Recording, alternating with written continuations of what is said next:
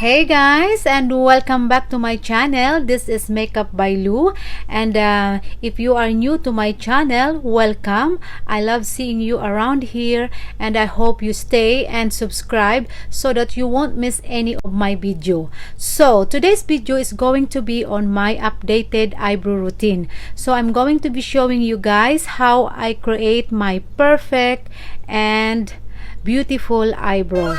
So without further ado, let's get started. See ya. Alright, so let's begin. First, I will be brushing my brow upward with a spoolie.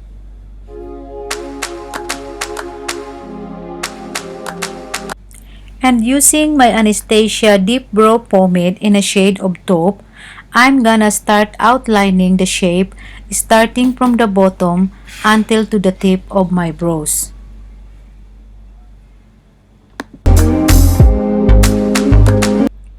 And start filling in the outer half and creating a small stroke of the hair, and whatever left on the brush I start filling in, and I'm gonna blend the inner corner to create a radiant effect.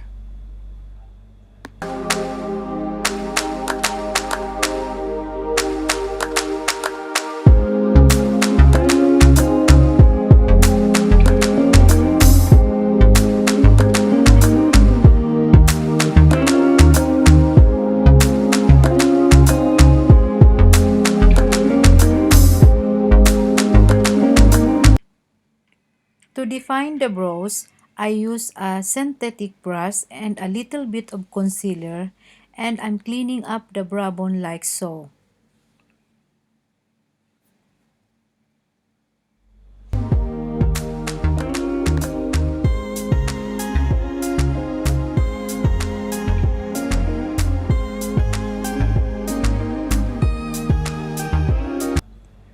And to seal the brows in place, I'm gonna be using my Pro Longwear Waterproof Brow Set from MAC.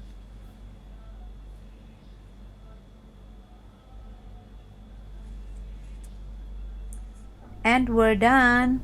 Perfect eyebrow!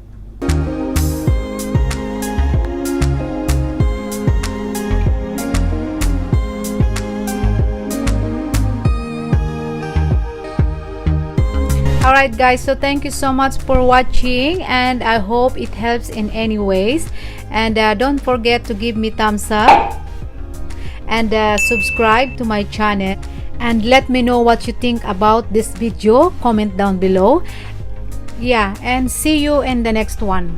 Mwah! Bye bye. See ya.